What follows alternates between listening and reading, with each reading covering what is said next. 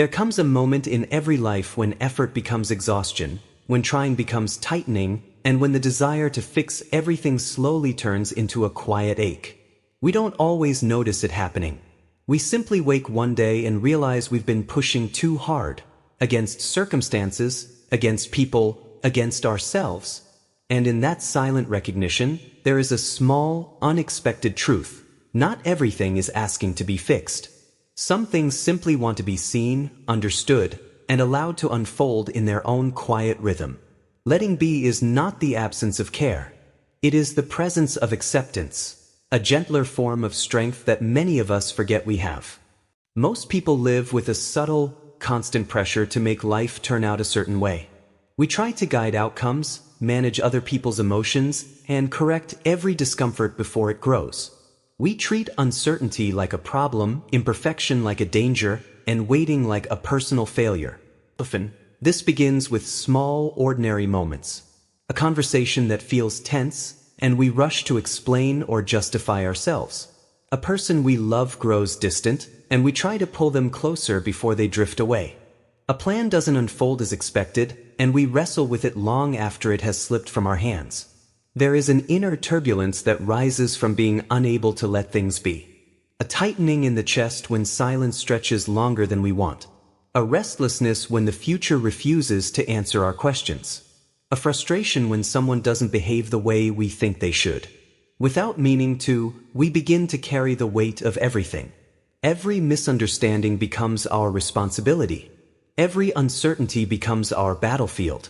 Every imperfection becomes our mission to correct. And beneath all of this effort lies something softer and more fragile: fear. Fear that if we stop trying, everything will fall apart. Fear that acceptance is the same as surrender. Fear that letting things be means losing control over the life we hope for.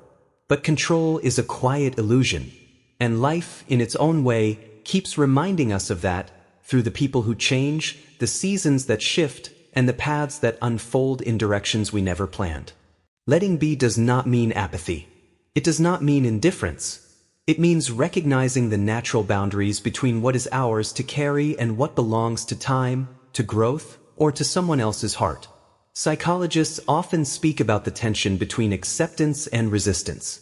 Resistance is the mind's attempt to argue with reality, to insist that what is happening should not be happening. Acceptance, on the other hand, is not agreement. It is simply the willingness to stop fighting what already exists. There is quiet wisdom in understanding that life moves at its own pace. Seeds do not bloom because we pull their petals open. Wounds do not heal because we demand them to close. People do not grow simply because we tell them they should. There is a rhythm to life that does not obey force. It only responds to patience, space, and the environments that allow it to unfold. When we understand this, we soften. We begin to see that letting be is not a passive state. It is an active trust. A trust that clarity will come when it is ready. A trust that healing has its own tempo. A trust that relationships breathe better when they are not suffocated by our expectations. This understanding does not remove the uncertainty of life, but it removes the unnecessary suffering that comes from trying to control what cannot be controlled. The shift toward letting be often begins quietly. It starts with noticing the tension, the tightening in our words, our bodies, our thoughts.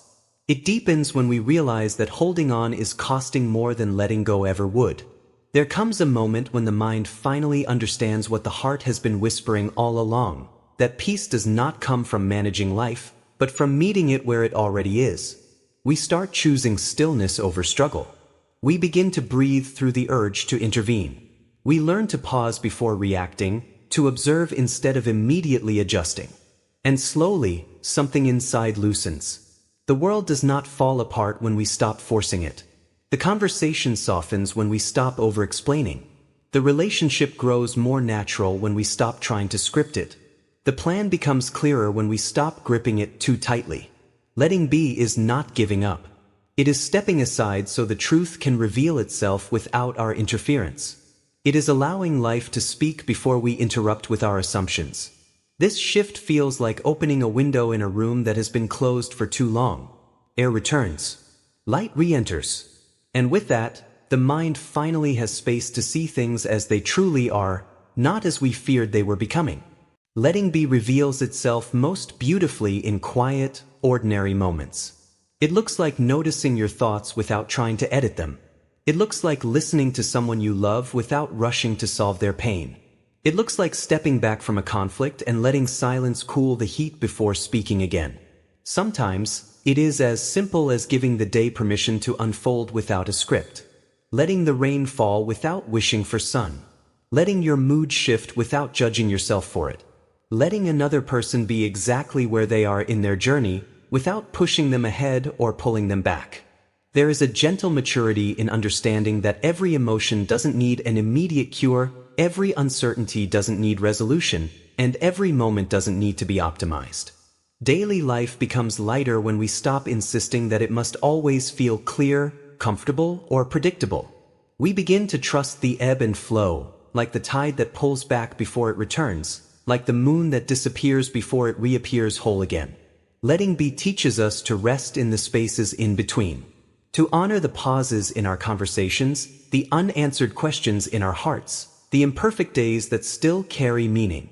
When we allow things to unfold naturally, we begin to see the subtle beauty that control always hides. The beauty of someone choosing to open up on their own. The beauty of a situation resolving without our constant steering. The beauty of our own growth emerging in small, organic shifts. Life becomes softer, not because it changes, but because we stop gripping it so tightly. There is quiet strength in the ability to let things be, a strength that doesn't push, pull, or demand. It simply trusts the unfolding. And in that trust, we discover a gentler way to live, one where peace comes not from shaping life with force, but from meeting it with openness and grace.